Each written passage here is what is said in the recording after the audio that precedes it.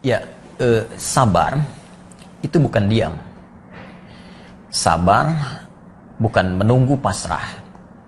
Ya, sabar adalah sebuah sikap menerima segala keputusan yang telah Allah tetapkan, diiringi ikhtiar. Ya, catat kalimat ini. Diiringi ikhtiar untuk mengatasi hal dimaksud dan menyerahkan seluruh hasilnya kepada Allah Subhanahu wa taala untuk menerima ridhanya. Itulah sabar.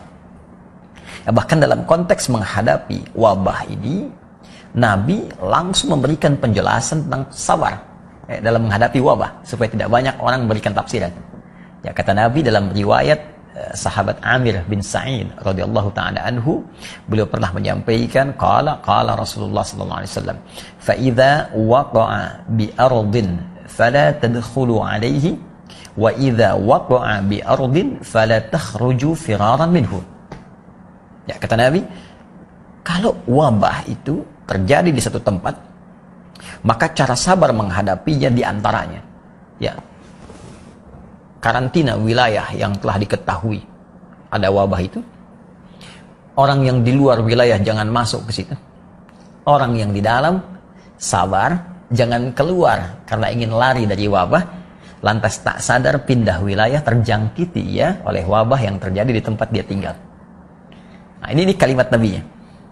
Kalimat yang kedua, ada hadis yang disampaikan oleh Abu Usaib radhiyallahu taala anhu ketika beliau berkata, qala Rasulullah SAW, atani Jibril alaihi salam bil huma wa ta'un fa amsakatil huma bil Madinah wa nasharat ta'un fi Syam.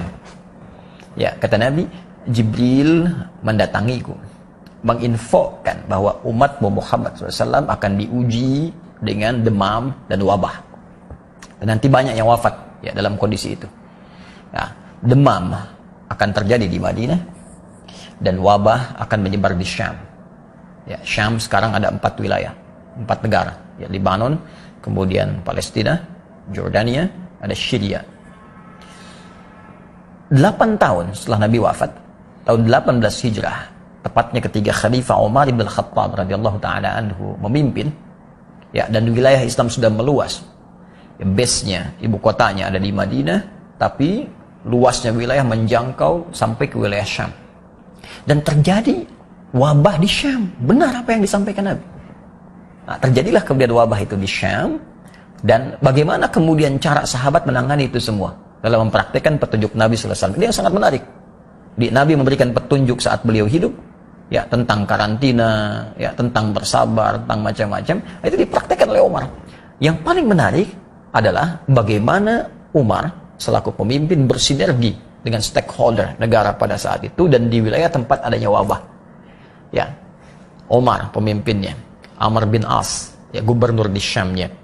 Kemudian ada Ubaidah bin Al-Jarrah, pemimpin pasukan di wilayah itu. Kalau kita TNI Polri-nya. Kemudian ada Mu'adz bin Jabal, ya, Mu'adz bin Jabal radhiyallahu taala anhu muftinya. Itu semua rapat. Ya, Abdurrahman bin Auf, ya, sebagai orang yang tahu informasi dari Nabi, ya, tentang hadis-hadis Nabi terkait wabah, rapat semuanya. Ya, bagaimana menyusun tim, ya, kalau sekarang gugus, ya, petugas khusus menangani hal tertentu, ya, didudukkan, didiskusikan, dibuat sebuah sistem, datanya kemudian dibahas bersama-sama, diselesaikan bareng-bareng. Ya, sampai Amr bin As radhiyallahu taala anhu pernah disampaikan, ya, ada riwayat yang sampai dari Amr bin As radhiyallahu taala anhu menerjemahkan kalimat Nabi tadi dengan memberikan instruksi langsung kepada masyarakat. Ya, kata Amr bin As radhiyallahu taala anhu, fatafarraqu fi syu'ab, ya, wa fil awdiyah. Ya, kata Amr bin As radhiyallahu taala anhu, ayo buat social distancing, menyebar. Ya, ini wabah ini seperti api, ya, kalau kita menyatu maka terkena semuanya, menjalar cepatnya seperti api, tersambar-sambar. Maka kata beliau, buat social distancing, menyebar. Ya, bikin kelompok-kelompok, bahkan kalau perlu ke lembah-lembah supaya semuanya terlihat ada jarak. Dari situ dipetakan mana yang terkena, mana yang tidak, dan mudah untuk diambil kemudian tindakan mengatasi itu. Nah, ini diantaranya. Jadi poinnya adalah mesti ada ikhtiar yang konkret dalam konteks menghadapi ini, dalam menerjemahkan kalimat sabar. Tidak hanya diam pada pernyataan, sabar, menerima begitu saja. Nah, itu poinnya. Ya. Allah Ta'ala a'lam bissawab.